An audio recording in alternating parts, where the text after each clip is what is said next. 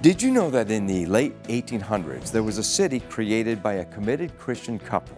Now, their goal for this suburb of Los Angeles is that it would become a model Southern Californian community. As author Kevin Starr says of this city to be in his book, Inventing the Dream, quote, "It would be Christian, righteous, and very dry. No saloons, no liquor stores, with free land offered to Protestant churches locating within the city limits," end quote. Well, the city incorporated in 1903, 11 years after the death of its key founder. And the name of that city? Hollywood, California.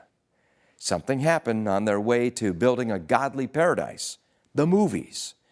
Fast forward to today, the city is having hard times. A recent headline at Deadline.com is Hollywood jobs down nearly 20% this year, and not just because of the strikes, study says. Because of the woke movement, Hollywood is having many problems. For example, we read these constant stories on how Disney is producing one flop after another at the box office. In their effort to be as woke as possible, they purposefully violate the maxim that the customer is always right.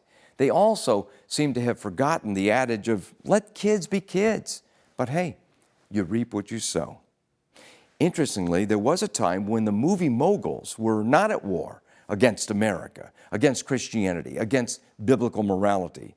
Dr. Ted Baer, the publisher of Movie Guide, which provides a biblical perspective on the movies, says, quote, "Part of the reason for the breakdown of morality in movies and television today and in the culture at large is that people of faith retreated from being salt and light in the culture," end quote. He then shows how both the Catholic Church and the Protestant Church had offices in Hollywood, reviewing scripts, acting as salt and light to the movie industry. And thus, instead of relying on gratuitous sex, violence, and profanity, the filmmakers had to be clever in their presentations. And what did this church-based influence produce? The golden age of Hollywood.